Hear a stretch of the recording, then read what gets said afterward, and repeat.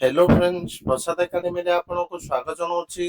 देखंतु आपण मान पई ए वीडियो रे जूनियर एग्जीक्यूटिव असिस्टेंट रो रिक्रूटमेंट को लेके गोटे अपडेट रही तो कौन रही से अपडेट चलतु डिटेल रे देखिबा।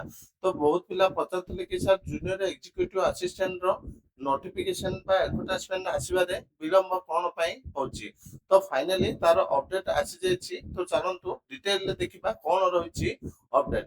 तो डिटेल रे देखिया पूर्व आपण मान गोटे छोटे इन्फॉर्मेशन दे दोछि। तो जो माने भी ओयू ट्रिपल एस रो ओडिशा पुलिस एसआई पई मॉक टेस्ट चाहउछन्ती जोटा कि डायरेक्ट आपण माने व्हाट्सएप रे पीडीएफ पाई परिबे किबा ऑफलाइन हार्ड कॉपी जदि चाहउछन्ती तो एठी कांटेक्ट नंबर दिया जायछि। नंबर को कांटेक्ट कर परिबे। ता सहित जो माने ऑनलाइन मोड रे किनिया पे चाहउछन्ती प्ले स्टोर रो प्रसाद एकेडमी एप्लीकेशन को डाउनलोड करके परचेज कर परिबे। एबे चलंतु डिटेल रे देखिबा कोन रहिछि अपडेट। तो आपण माने स्क्रीन रे देखि पाथबे एटा होछि गोटे ऑफिशियल लेटर जोटा कि हमर government of Odisha home department रो लेटर नंबर देखंतु 23773 डेट होछि 4/7/2026 रो। तो लेटर टी हमर का पाखु जायछि देखंतु फ्रॉम हला Shri Pradeep Kumar Behera deputy secretary to government to हला the secretary Odisha staff selection commission unit 2 Bhubaneswar. तापर देखंतु कौन रही सब्जेक्ट। तो ये mainly junior executive assistant notification टा विलंब कौन पे होची डिटेल रे दिया जायछि। माने आपण माने मैटर टा देखले जान जिवे कि कौन पे विलंब होतुला।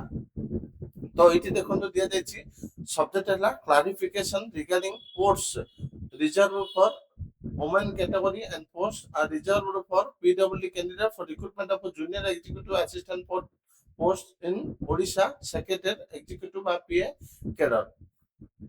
तो ये कौन दिया जायछि inviting a reference to letter number दिया जायछि 1699/OCC डेट हला 19/5/2026 on the subject cited above I am directed to say that out of 126 vacancies out of 126 vacancies if 43 posts reserved for women category as for proceeding of empire committee meeting it will be more than 33% जोटा कि one third of the total vacancies which will violate the reservation principle of GA and PG department circular number दे देछि 29043 date दिया जायछि 1/11/2021।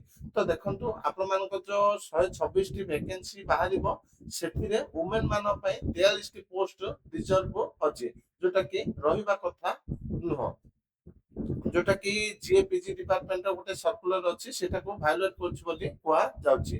तापर कोन दिया जायछि therefore out of 126 total vacancies 42 post for women category is to be considered as for requisition.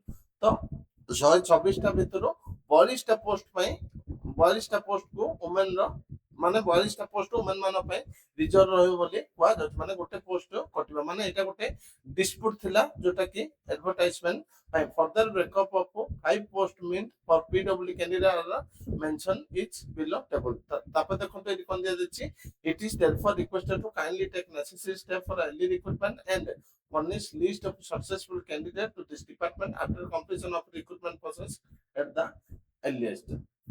तो ए dispute ता थिला तो एबे एटा सॉल्व हो जायछि। तो आपण मान पे जूनियर एग्जीक्यूटिव असिस्टेंट रो रिक्रूटमेंट ता आसिया पे जाउछि। तो एति के इंपोर्टेंट अपडेट थिला। Thank you. तो जो माने ओएसआईटी रो कंप्यूटर सर्टिफिकेट घरे रहि के ऑनलाइन मोड रे करिया पे चाहउछथि एति कांटेक्ट नंबर देछि ए नंबर को कांटेक्ट करि परिबे। Thank you.